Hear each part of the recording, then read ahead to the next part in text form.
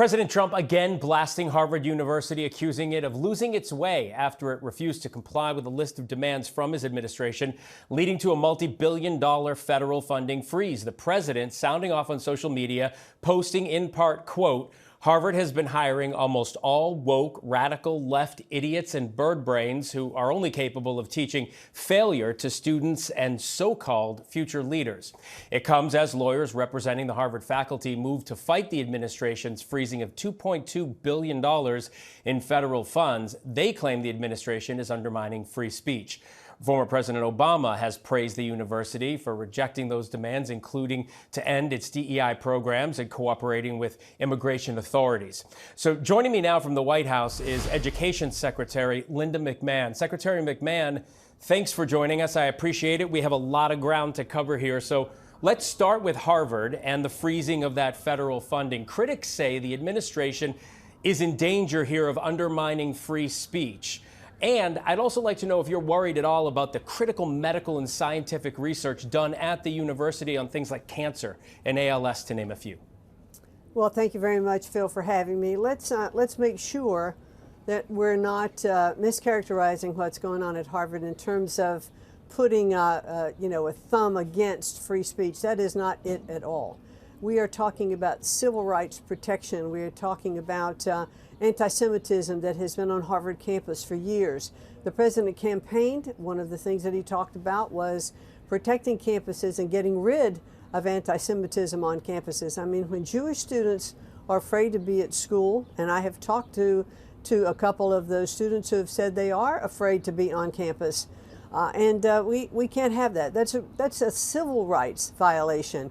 That's not a freedom of speech. That's a civil rights violation. We encourage open debate on campuses and different points of view. That's what education is about. But we're not going to have civil rights trampled on these colleges.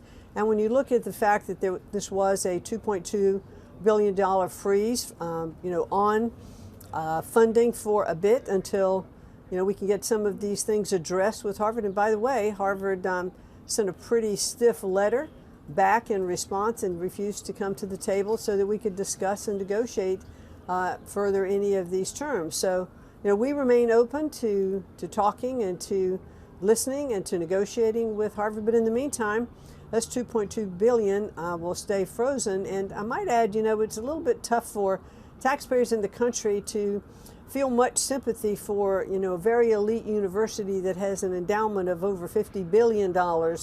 And so if we're looking at how to continue to have the research going on at some of these universities, then perhaps they need to look at some of their endowments to help with that as well. Along those lines, we have been following the detention of Mahmoud Khalil and others for their role in what the administration says they played in spreading Hamas propaganda and anti-Semitism on college campuses, to your point.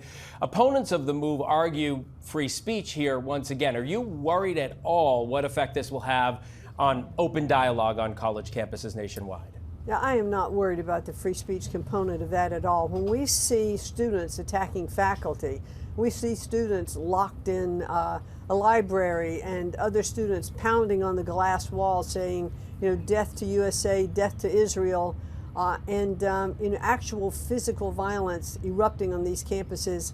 I'm not afraid of the free speech argument at all. Free speech should continue, but hate speech and inciting riots and not peaceful protests is not what can be allowed.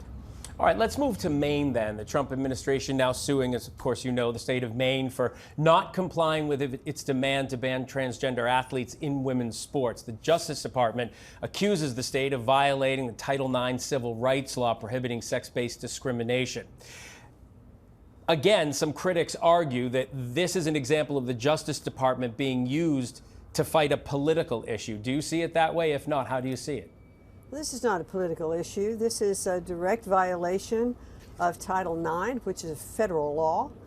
President Trump clearly has stated that he believes there are two sexes, male and female. As a matter of fact, it was interesting to see today that the Supreme Court in England verified that same thing as well. Actually, the Department of Education did the investigation in Maine and found the state not to be in compliance with Title IX and turned over our investigation to the Department of Justice. And Attorney Bondi and I had a joint press conference this morning to talk about that. And we had several female members who spoke against the discrimination against them and their fear for not only safety with transgender men participating in their sports, but also these men taking away spots for scholarships or taking away victories from them when they were clearly the winner had it not been for a transgender male competing against them. So I think it's very clear that this is a federal law that is being broken. And while that, so our finding, we said we're going to turn this over to the Department of Justice, and that's what we did. All right, and we'll see how it plays out. Secretary McMahon, thank you for taking the time. I know you have other things to do this afternoon. A lot of questions we have for you. Maybe you'll come back at some point. Appreciate your time. Thank you. Like to do that. All right.